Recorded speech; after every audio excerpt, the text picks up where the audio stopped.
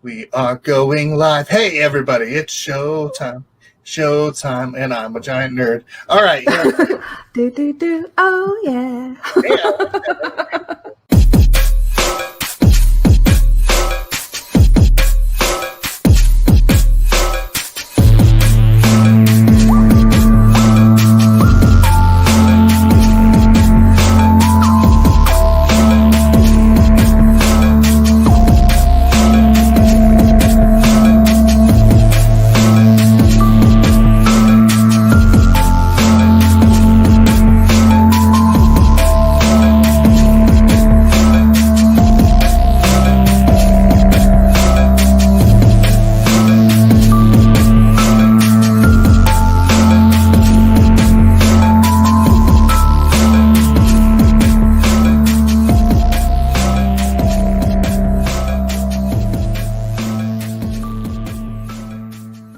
Ready to go live. Hello, everybody. It's a dinosaur. His name's Rex and blah blah blah bloop. Do do do do do do do. Yeah! Tonight's live stream is sponsored by Makeno, Castle Siege, Starforge, and Blessed Dark hit Kickstarter October 15th. Hey, everybody. It's Chris from the Charity Board Gamer. I am excited. You know, there was a few, I think it was October. I think it was October. I don't even remember. I think it was October. We originally were planning on bringing this awesome gentleman in here to talk about, you know, just his journey into board games, journey into designing, and of course, talking about To Write Love on Her Arms, which is the charity we're going to talk about tonight. And that is Daryl Andrews. And the last time that we were going to do this, the power went out at my house. I can't control that, though. I am going to make it a point in the future to have some sort of battery backup for the Wi-Fi and just for my computer so I can keep doing this. But I am just to give you a little bit of thoughts about Daryl. Daryl has made some amazing games. The ones that our family personally loves is Sagrada and Bosk, which is not the Star Wars bounty hunter that people might think of. However, that would be a really neat promo for the game to have that character walking through the forest, I would say. But yeah, so tonight we're just going to sit back, relax. If you have questions you want to ask Daryl during the interview, please feel free to. We always like to put them up on here for you to be able to enjoy. And we want to say thank you very much for watching. If you're watching with us on Facebook or on YouTube or what's the other thing called? Twitch. Yeah, it's good to have you. What is that music? Sorry, that's me. Oh, it's good. I like it. Ooh, there we go. What are you at? Are you on the Twitch right now? I was trying to put up the Twitch just so I could see if people say anything. Oh, yeah. No, anything that they say in the chat actually is going to show up. You see over on the, I think you will be able to see it. So like this one, it says, the Charity Board Gamer is now live. Streaming talk shows and podcasts talking with Daryl Andrews. So yeah, all that stuff's going to be on there tonight. So anytime anything that you see on there and you want to comment on, I'll pull it up and we'll go through it and just kind of talk. But Daryl, thank you for coming on. Thanks for having me. I'm really excited. I mean, they couldn't, the power went out, but they couldn't hold us back. They could not. They could not. We got together. Yeah, and I think the charity that you have, even when I tagged them in the post, they were excited about it too. So they're like, "Oh, they're actually doing it now," and I'm like, "Yes, we are." Yeah. So yeah, I am very, very excited to talk about this stuff. So tell us a little bit about yourself, kind of what got you into board games growing up, and what led to you actually just saying, "Hey, I actually want to start designing them," because I don't always hear that kind of story. Yeah, no, I mean, my origin story, I feel like I always played games, like growing up, which was weird because I'm an only child. And so my Christmas lists was always asking for board games, even from a very young age. And my mom would be like, sure. And then I would bug anyone that came over and make them play games with me. So I grew up always playing, like my mom being very hospitable, would have people over for dinners and different meals, and then I would always beg people, like, when dinner was over, can we play a game before I have to go to bed? And so that was like the beginning of me getting hooked on games. And I really especially remember the first game that felt different, beyond the monopolies and whatnot, was I learned Scotland Yard. And that game was the game that like got me so hooked and kind of opened me up to more of the kind of Euro or strategy games. And then from there, as I got older, I discovered Catan and I discovered Puerto Rico. And so those were, again, games that got me really hooked and loving games. And I never thought of it as a job. I always just thought of it as just like a really fun thing that I did with people. It gave me an excuse to gather around a table and get to know people and hang out. And then over time, the way I got into design was one of my favorite games. I discovered this game called Belfort. And it recently actually got a re-release and some expansions and stuff because it got kickstarted, but it was published by TMG, Tasty Minstrel Games. And the designers, I looked up and found out they were Canadian. And I thought, oh, that's neat. I gotta support, fellow Canadians. And then I deep dived and I found out that one of the designers lived about 15 minutes from my house. And I thought, oh, well, that's weird. I really should just reach out and say hi and see if we can play games together. So hopefully, in the back then, he didn't think I was a stalker, but I looked up Sen Fung Lim, reached out to him, I said, hey, can we play some games? He was real nice about it. And slowly but surely, I started just kind of playing games with Sen and then play testing games and started to kind of see behind the curtain. And that was how I started kind of getting an itch for thinking about game design. I still wasn't a designer yet, but I started to think about it. I started to think it was possible. Okay. So what then became that progressive journey into so like you said, you were playing board games almost by yourself for a while. Yeah. Inviting people over, and when they got done having dinner, you would be like, all right, let's play this because I have this here. Yeah. And then you kind of like you said, you developed more into board games and started to become more ingrained in the culture. What was it like? What took you from the board gamer kind of just board gamer into that design? You said you just started to dabble. Yeah. For a while, I didn't think, I don't know why, but I just thought it wasn't for me, and I just enjoyed games, and almost I didn't want to ruin it. It was clearly my hobby, my fun thing. I didn't want to dabble too much and make it into a job or something. And I remember Sen, he had a full-time job and he did game design on the side. He jokingly called it his jobby. So it was somewhere in between. And so I thought, okay, well, maybe I'll do that a little bit on the side. So I very gradually started kind of dabbling and trying to make, even expansions for Sen's games. I would pitch ideas to him, and that gave me kind of exercising the muscles you need to design a game. And then I started trying to make one or two myself, and they failed miserably. But that was really important because you learn from that, from crashing and burning, and killing your darlings, that you learn what works and what doesn't work, and that's all really healthy. And then, yeah, I just, especially I got connected with, in Canada, we still have this great organization called the Game Artisans of Canada, and for short, GAC. And it's a network of game designers that mentor people that are interested in getting into game design. So I actually got formally assigned an apprentice to Sen and learned about some different kind of guilds, local guilds around. There was one in Toronto, there was one in Ottawa, and etc. And we started meeting together more often.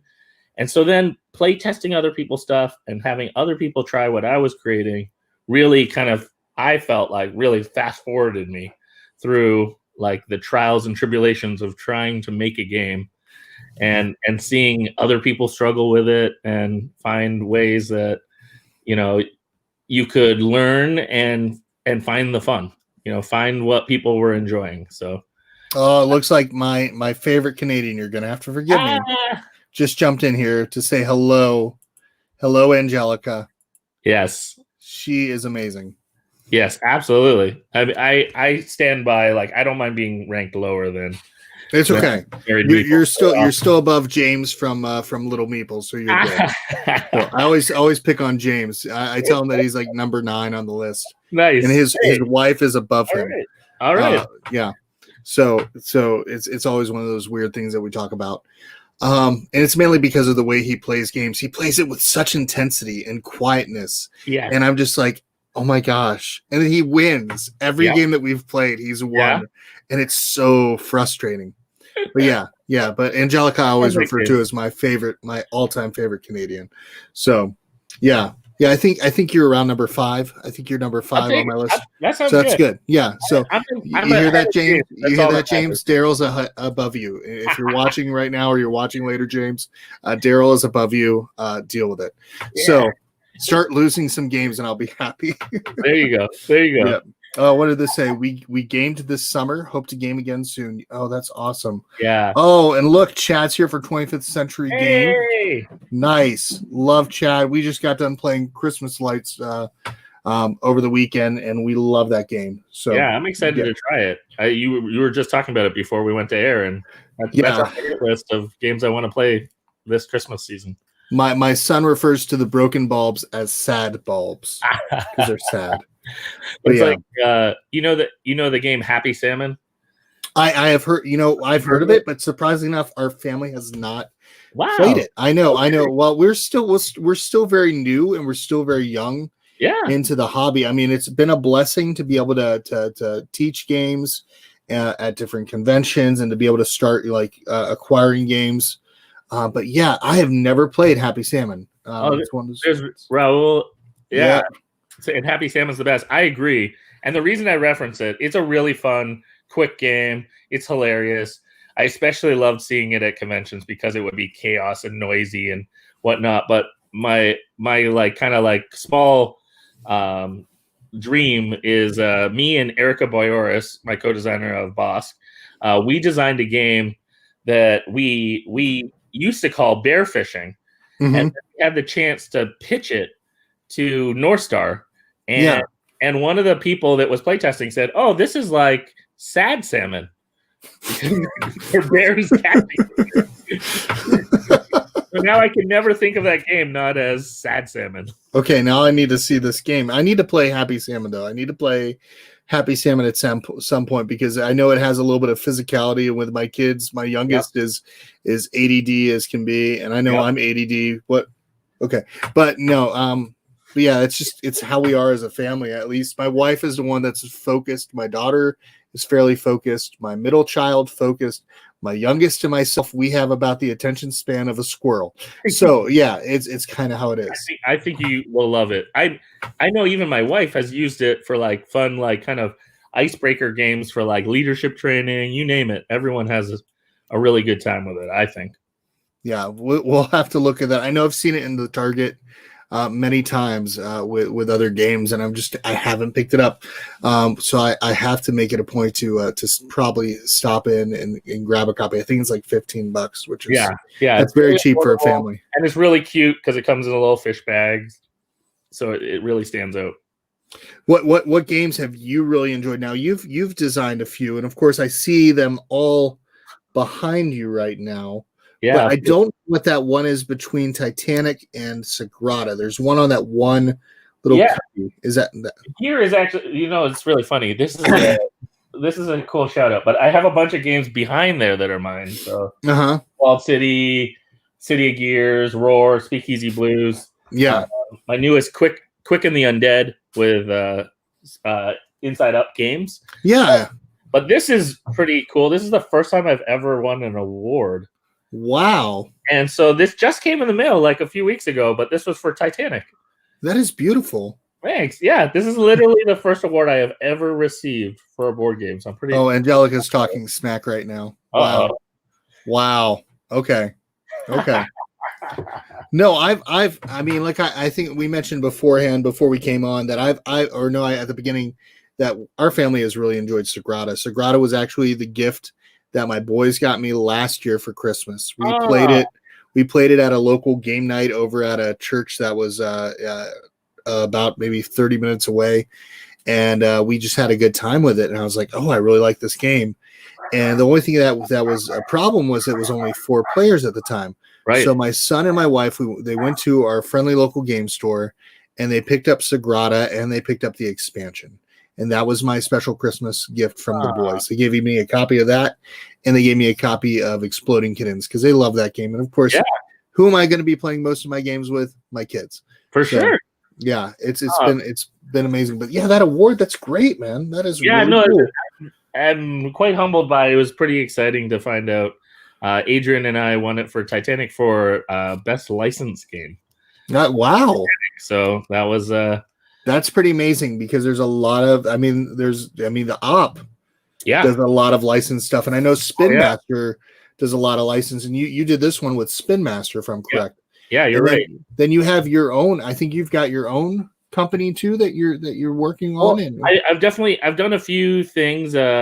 One, I had started a company a couple years back called Maple Games. And awesome opportunity to make a couple games, and it was really fun. Learned a lot from it. But then realized I'm not a publisher. I think I learned to respect and appreciate all the work that publishers do.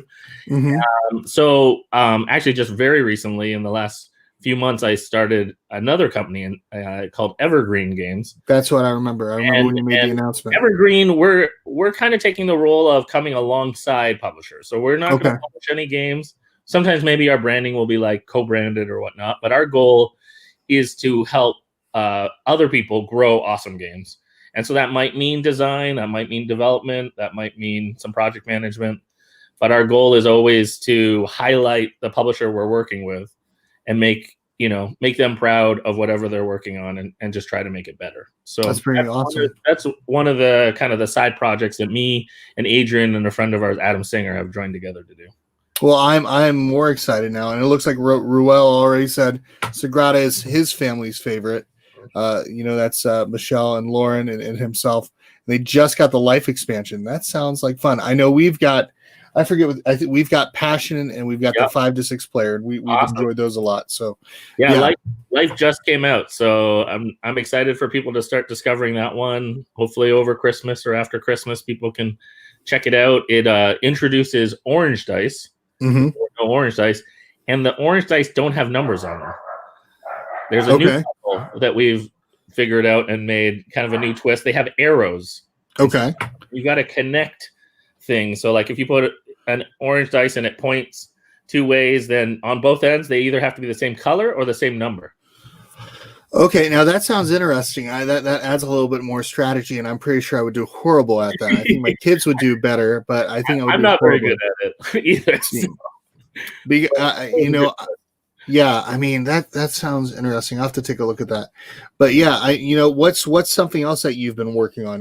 You like you said, you have many hats and many games that you have been able to make happen. You've been able to do stuff with IPs. Like I see Sinister 6, which was another Spin Master title that came out, I think, around the same time as Black Panther. So there's like a nice Marvel surge. I think they came out with those, and right before that they came out with Hail Hydra, and so it was like Marvel Explosion, and now they've got Marvel United, and it's all wild Marvel, which I have no problem with that. But you've come out with some great games. What's something that you're working on next? It's pretty fun right now. We're working on some fun projects. One project that I can talk about that just got announced is I'm actually working on a Batman game. So it's gonna be on Kickstarter in the new year. We're designing it with Morgan Dontevo. Anyone who might know Morgan, he works for Catan Studios and is the creative director there. But before Catan, he was designing different games, and he even worked for DC, and he worked on Batman Hush. So the neat part is he has we're talking about the graphic novel series Batman Hush. Yeah, absolutely. Okay, you've got me even more excited. And I don't know who this person is that well, but I automatically I love them immediately when you said Batman Hush. Right. That's such a good series. And the one that we're working on, which is even more exciting, is we're working on Dark Knight Returns. So we will have Frank Miller art. We will have it's a campaign where you work through all 4 books. Okay. There's going to be miniatures of all the crazy bosses that people show up in that, from Joker to Two-Face, Mutant Leader to even Superman. Oh my gosh. Does Green Lantern still only have one arm? Yeah, we have one arm, Green Lantern. Not Green Lantern, Green Arrow. Green Arrow, that's right, Green Arrow. He's jumping around, shooting his arrows and hanging from places and such. So yeah, we're really, really excited about it. Cryptozoic is publishing it, and yeah, we're deep in the finishing touches right now on the design, and then discussing, what are going to be stretch goals and what kind of things do we need essential in the box. And so that's one really big thing that I'm really quite proud to be associated with and given the opportunity, because it's a dream for me to make a Batman game. Now, how many players are you talking about for this campaign? How many will be able to play? Because, I mean, we're a family of 5, and automatically I'm thinking, what characters would you pull from the DC universe? Well, so this is a unique product that we're going to try, but it's actually going to be a 1-player experience. Really? Okay. And you can, our thought here is then, if families want to work through it together, it's kind of then like a co-op. Okay, gotcha. You can play and you work through it. And then we're working on if we can do a patch where it can be 1 versus 1, where someone controls the villains as well. So you don't need that. That's going to be automated. But we're working. That's one of the things we're working on right now, is designing a patch so that there's a few extra components necessary, but then someone can play as the villains and someone can still play as Batman and his allies. So Robin's in there with Carrie, Gordon's in there. All those different characters, but you can control them as 1 player. So we're hoping, in kind of in a COVID world where a lot of people are trying to find ways to play either by themselves or together as a either a couple or a family unit, that people could play through it together. And so that's our hope, is kind of, because sometimes it sucks when, like, you're divvying up character. Everyone wants to be Batman. Oh yeah, of course. That was our thought, was, okay, well then everyone work together and you play through and make the decisions. Or if you're on your own, you can play just through it by yourself. It's a great way, then you can even learn the game and then maybe bring people in and make decisions. So that's our hope with it. So hopefully people don't think we're crazy for making a 1-player only game. We'll see. I don't think it's crazy that you make it a 1-player game, because, I mean, you still can have that, odds against you type feel. Yeah. I mean, a perfect example of what you're talking about. You're talking about a 1-player or possibly a cooperative game. I think of games like Chronicles of Crime, which Sure. you could easily play that game solo. You could play that solo and just kind of use it, but that cooperative nature kind of helps you with maybe figuring out things a little bit differently, going a different route. Sometimes daddy's thoughts are not the best thoughts when it comes to cooperative play. Like, my kids are like I think what we were playing that game with my daughter and my wife, and of course they had better thoughts on how to go about it. I'm like, but I want to do this. It's like, no, but at least it became a consensus where we made a decision, right? Yeah, which makes for a lot of fun. Yeah, discuss and see what's best, and even hearing each other, it's really interesting. So for us, we really we really wanted to emphasize really interesting choices. So that's our big thing, is that actually every card in the game, and it's going to feature like something like 200 cards. Wow. Wild. And you get them in different books. So you'll get like about 50 of them in the first book, and they're very thematic. They're like quotes from the book, and each of those cards become these really tough decision points, because you have to either set it aside for yourself or set it aside to the event deck. And every time you read something that's like really a cool move for yourself, it's a weak event, so it wouldn't hurt you too bad. So you're tempted to put it in the event deck so it doesn't hurt you too bad, but then you don't know what to do for yourself because maybe it's weak, versus like if it's really awesome, like you want to keep it for yourself, or if it's weak, you don't want like the big event against you, so you might take the weak card. So those little like decision point moments are really, we really like it so far out of playtest and such. So. Yeah, no, that sounds interesting. Now, when you are starting to get closer to it, are you going to be doing, like, a lot of designers have been doing like Tabletopia, Tabletop Simulator, playtesting, and then also like demonstrating it, because of course we're not able to go to conventions a lot lately. No, so that's our hope, is to put it onto tabletop I don't know which system we'll end up being on, Yeah. but especially during the campaign, show it off. We're only going to show book 1, so that Okay. book 2, 3, and 4, no one's going to know. So there's some mystery still, but people will understand the system and how it plays, and you can get a feel for like if it's your kind of game or not. Okay. It's tough. It's tough. Without conventions. Conventions were my favorite way. Not that I always get to see the demos, but when you got to see a demo, you'd get a really good taste of if that was a game for you. So without those, it's hard. It's hard. Yeah, it really is, because being able to actually touch the physical pieces, roll the dice, listen to the person as they're pitching it. Yeah. There's something nice about it. Plus, actually, not only having your own reactions, but seeing everybody else's reactions as you're playing really adds to the game. I remember we were doing Die Hard, and I had the chance of teaching Die Hard at Origins last year, and just the excitement when the people who were playing the terrorist shot John McClane, which I was John McClane. I don't know why people just wanted to shoot me. Seriously. Yeah, hey, this guy, let's kill this guy. So it's like, oh, thanks everybody. I'm glad you enjoyed the game.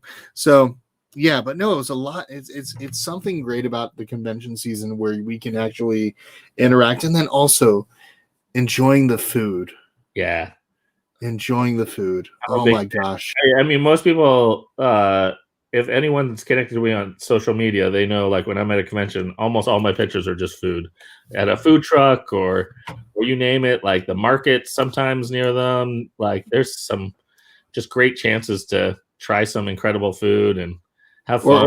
Or you have some crazy selfies where you're trying to compete with Daniel. Well, I could never compete with Daniel Zayas. Daniel is the king. I just if I can be like at the bottom but still even mentioned in his selfie game, that's fine with me. It's like we actually joke. We started a joke at the last few conventions before everything stopped that we were brothers. We were trying to trick people into that me and Daniel were brothers, and that his selfies is a battle between us. That we have an ongoing sibling rivalry. So, oh my gosh, that'd be so good. I can't believe you tricked people into believing that. But I would love to see like a battle of the selfies, like Origins in the future, or PAX Unplugged in the future. We'll like check off, see as many people as we can get. Oh my gosh, you could you could seriously have like publisher, content creator bingo, where it's like, okay, I'm looking for this person. Totally. All right, the Fun Cousers are here. Okay, I'm gonna get one with Lizzie. All right, now I'm gonna get one with Derek. Now I'm gonna, if possible, if Seb's there, right, got to get one with Seb. Sebi is adorable. So that's like bonus points. Yeah, I mean, why not? Why not? So the other thing that we were going to talk about tonight was, of course, To Write Love on Our Arms. I mean, I could talk Batman, and we could talk conventions, I think, for the whole rest of the night. But the big thing we want to talk about is this charity. So I'm going to pull up the actual site. I'm going to kind of navigate through like I do normally. Awesome. I'm going to let you talk about it as I scroll through, and you talk about whatever you want to. And let me see. For anyone who doesn't know what or where To Write Love on Your Arms comes from, the cool part is I always butcher Jamie's last name, but the neat part is it was just about this guy who cared about someone, and it started with just like one person, one story, and he came alongside this person that was really struggling with now what are kind of the main motivations and the main support things that To Write Love on Our Arms does, but came alongside this person that was struggling with depression, struggling with self-injury, suffering with like getting off of drug addiction, like different things that people from day to day could wrestle with, could struggle with, and just listened and supported them and provided, the support that people need at a time like that. If that's counseling, if that might be medication, things like that. But it was an opportunity to not have mental health be hidden in the shadows. And what I think is really exciting is that people caught on to that one story and started sharing their stories and started finding ways to come alongside one another. And so early on, I feel like it was mostly Jamie had connections with some musicians, and I think back then it was like the Warped Tour and a few things like that.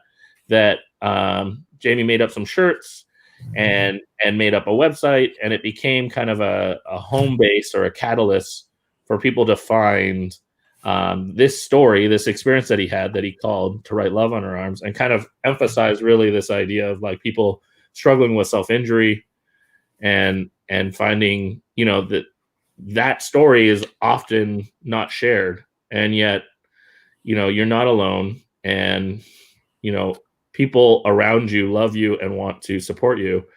And so how can you find that support? And that could be anything from, like I mentioned earlier, like maybe reading a good blog, maybe it's finding a meditation app like Calm. It's, you know, finding a counselor. Right now during the pandemic, there's a lot of really great virtual or remote counseling options.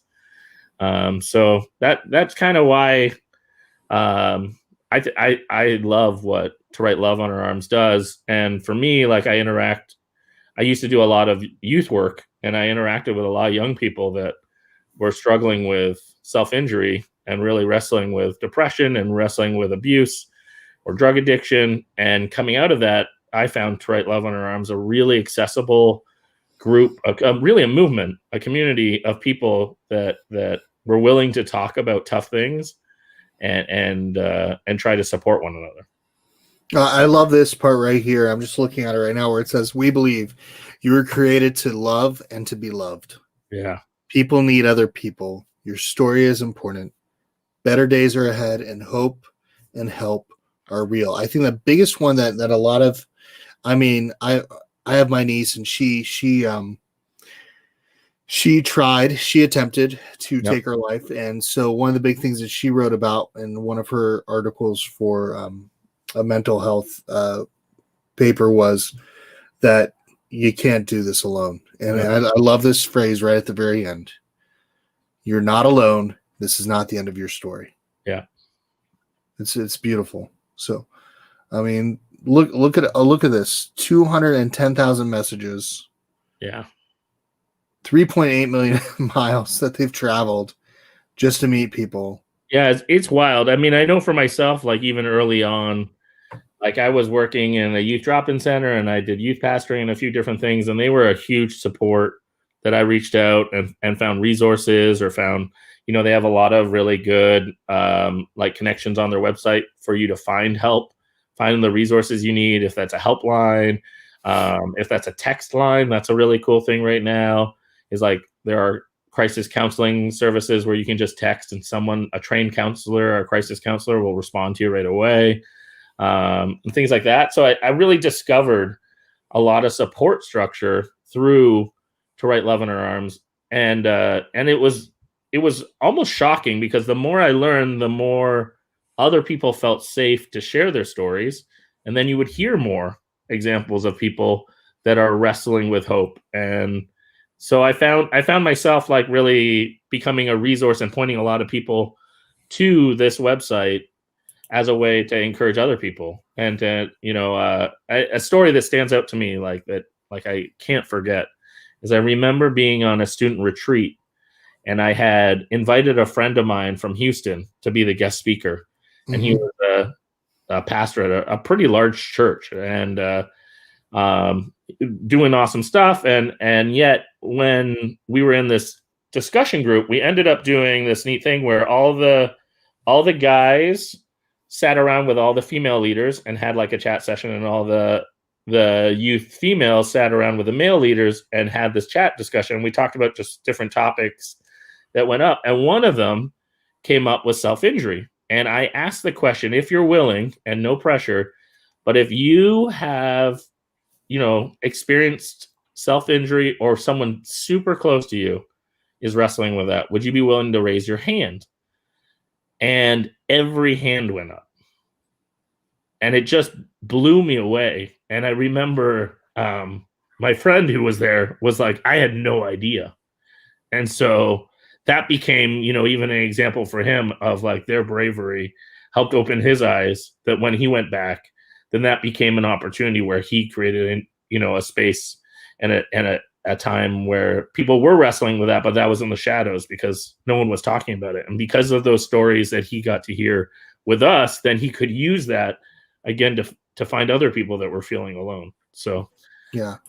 I mean, there's good articles in here. Like I'm looking at this one right now, just a blog, and just about pain within being LGBTQ plus, which is something that you think about. It's becoming where people are becoming more inclusive, but still, there's a lot of situations where a lot of kids, teenagers especially, being kicked out of their own homes sure, because of their sexual preference or their sexual identity. And you think about it, that when you have that rejection from a family member, who truly you love with dearness, and you thought that they loved you in that sense, to have that happen to you, I mean, that has to be hard. And yeah, so it's gotta rock you, because I mean, you're taught unconditional love, yeah, and then you wrestle with examples like that of people, family members turning on their own kids, their own family, and yet the overarching thing is like we all need to be loved, and we all need to have people that care about us and believe in us. And so yeah, there's some real, even though we're getting better and we're growing as communities to try to be inclusive, there's still a lot of people that are not finding that, are not finding I mean, and like you said, you were a youth pastor, and you did these retreats, and I think to myself sometimes that one of the hardest things that we have to remind people is Christ didn't say, "Hey, I love this person, but not this person." He Right. never said that. He never said that, and I think that's the hard thing, is that sometimes it's just a reminder to the church and to the body is, okay, if you're going to profess that you're a Christian, and you can't love this person, then you're not professing Christ at all. Right.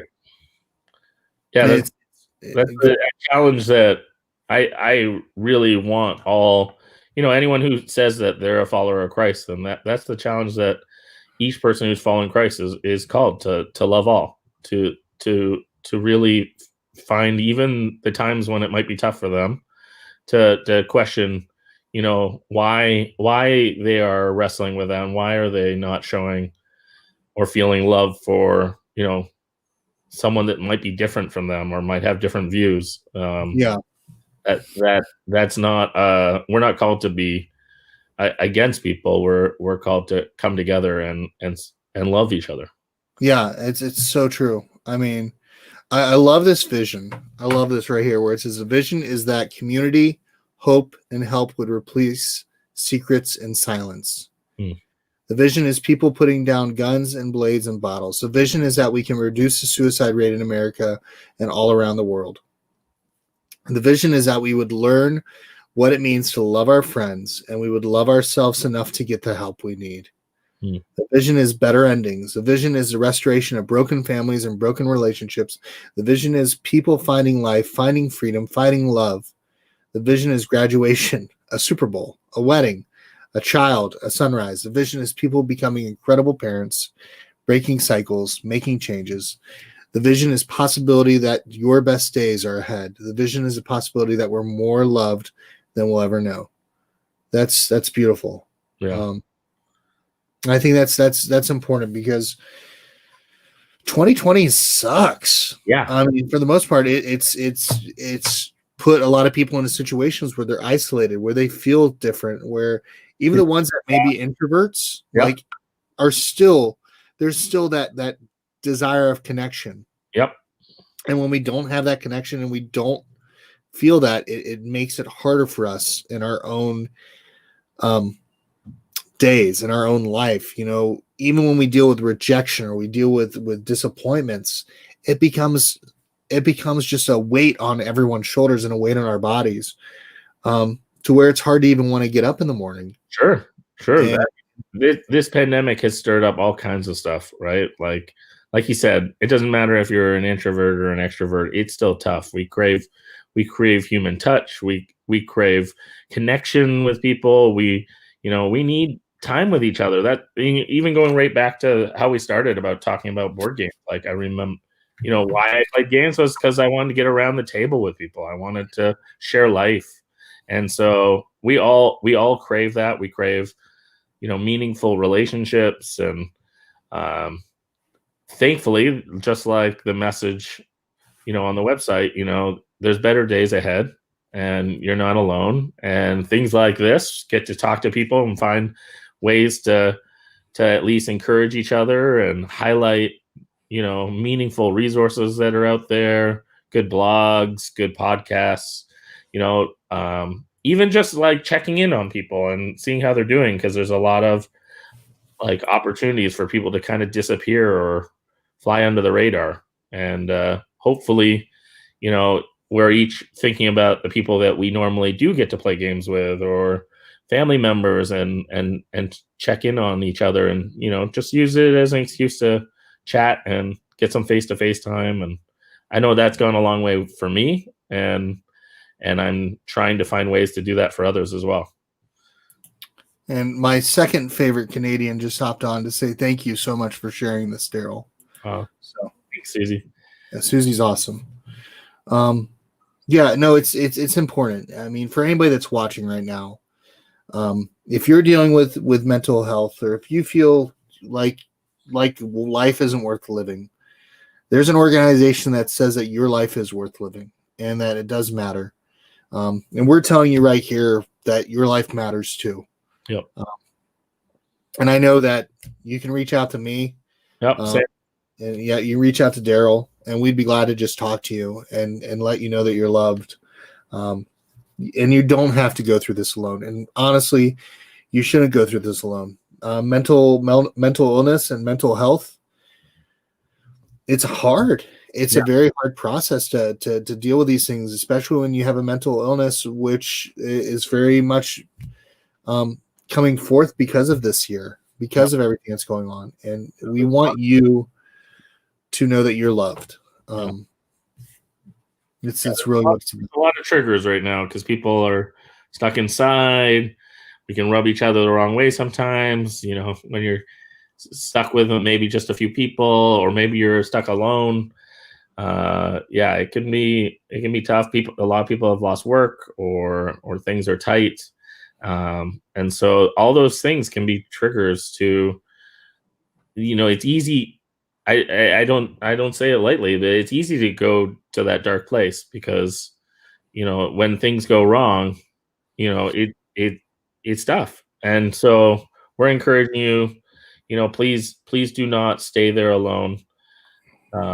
We want to help, and we want to point out like meaningful sources of help. So, and if you know somebody that's struggling, that is dealing with mental issues, or maybe you see signs where they're depressed, you don't always see it because they might have a different face when they're around you.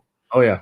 Because let's be honest, we can be as happy, we can change our tune around the people that we're nearby that we love. And even though we love them, and even though we understand them, it doesn't mean that we always show what's going on deep inside, because we're afraid. People, we have a hard time being vulnerable with each other. It's something that is very true. And if you notice, or if you even get that sign or that feeling, and you just feel free to ask your friend. Let them ask them how they're doing today. Let them know that you love them. Let them know that they matter. Sometimes they need to hear that to help them get through not just the next day, but through the rest of the day, through the next 15 minutes. Yeah. They might need that encouragement. But if you see those signs, there's a great organization that's going to be able to help them. And you as a friend can help them as well.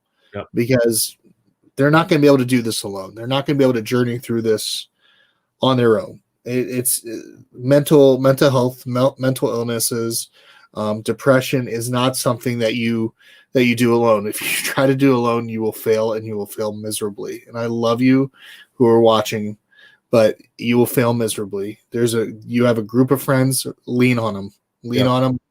Yeah, it takes a team. It takes a team, and everyone can meet different parts of that team. So for instance, like a friend, like you don't have to be an expert counselor. That's, say, a counselor's role. So instead, you can be a friend. You can be presence. You can be a listening ear. You can be an encourager. So there's different people that can come alongside, and hopefully a bunch of people surround people when they're low. And because of that, we can together lift each other up. And that also means I've seen this firsthand a lot too. Like people that are struggling with depression, one of the best ways they get out of it is helping others as well. So being part of that is really uplifting and gives meaning and gives light. So if you're struggling, you can even come alongside each other and encourage each other to, one step at a time, get things out, talk about it. Don't keep it hidden inside, but at least, by reaching out to a new person, someone that you trust, someone that, is responsible, someone, ideally that is healthy and is, mature, can come along and even help guide you or resource you or support you. But everyone can come alongside each other in one way or another. That's awesome. Yeah, it's so true. So, but yeah, we want you to know, whoever's watching right now, and Susie even says this right here. I've struggled with depression since I was a teenager. It is okay to seek out help. It is okay to take medication if you need. You are worth it. Yeah, that is so true. And Susie, we love you. Oh my gosh, I love you to death, Susie. I want to tell you that right now. Since August 22nd, when we played a crazy amount of games together, I love you, and you were part of my board game family, and you're welcome in my home any day. Okay? So I'm saying that's special for you. But yeah, that's the community that we have. That is the one blessing that we have, I think, as a board game community, is that we're all different walks of life. We're all different people. Yeah. And we have just a beautiful culture. Yeah. We're like a melting pot of people with different insights, different lifestyles, different cultures that we're coming from. And we can sit down at a table and we can lift each other up. We can talk trash as much as we want. I mean, that's part of the deal. That's part of being a family, right? So like that's I agree with you. I think board games and the community around it especially is unique in that there are so many people that are willing to come around each other and have a good time and be real and have some really meaningful conversations while, crushing each other in a game or laughing about some party game or you name it. You have really meaningful relationships. And the bridge is just the game sometimes is just an excuse for us to connect with each other. And Kids Planning says, so grateful for this community that has become true family. Yeah, it really has. It really has been a family. I would not lie. I would be very honest right now in saying that this board game community has helped me personally through my 2020, just in so many ways. And I'm very thankful for it because it has been rough. I mean, and I've heard other stories from other people where they've had kids run away or they've had kids attempt suicide. And it's kind of like, oh my gosh, it's rough. Yeah. And you the nice thing about our community is that we come alongside when somebody's having a bad day, and you just say, how can I help? Yeah. We're like hundreds of miles away. We're hundreds of miles away in this community, and we say, how can I help? That's pretty cool. It's a beautiful thing. Yeah. It really is. But I want to say thank you all very much for watching tonight. Please, if you are interested in helping people that are dealing with mental illness or mental health issues or are even thinking about suicide or dealing with addiction and trying to find ways out of that hopelessness and depression, to write Love on Her Arms is super easy to remember. It's TWLOHA.com. I put it in the comments. I also put it in the description.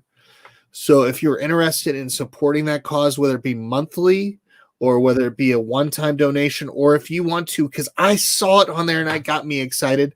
The thing that I saw that got me excited the most was you can live stream a charity thing for the cause. So I feel like that needs to be something in the future. Yeah. Because a lot of little ways, because the thing is, one of the best ways to help is awareness. Yeah. And so it might even be buy a t-shirt, or it might be just, send a tweet, Like there's lots of little practical ways that you can help, and just that little thing could like save a life. So it's pretty exciting just to find whatever way you can in your ways. It doesn't have to be huge. You don't have to be rich. Whatever way that's a practical way for you to support one another. Like this is a great organization that you can be part of a movement of helping one another and have a really beautiful story. Yeah, it's so true. But Daryl, I want to say personally, thank you for coming on. Thank you for talking about a serious subject like this. Yeah, Because I think around this holiday season, mm-hmm. we need to hear that we're not alone. Yep. And I think that's something that's very important. Yeah. And that would be awesome. Yeah, Susie, we're gonna do it. I think we're gonna do it and I've just got to figure out how. Probably won't be the end of this by the end of this year. Who knows? I don't know. Maybe there will be a Christmas Eve thing. Who knows? Live stream. Well, let me know when you do. I will, because I think that would be something fun to do, to make something happen where we raise money for a cause like this when it's so rough on people in 2020. Like I said, we've got such a great community of people. You look at people like Jeremy Howard, who is gotten other content creators together to just help families that are in need. Yeah. That's our community. That is our board game community. So it is a beautiful thing where we can gather at a table and do the same for a good cause. And it's so beautiful.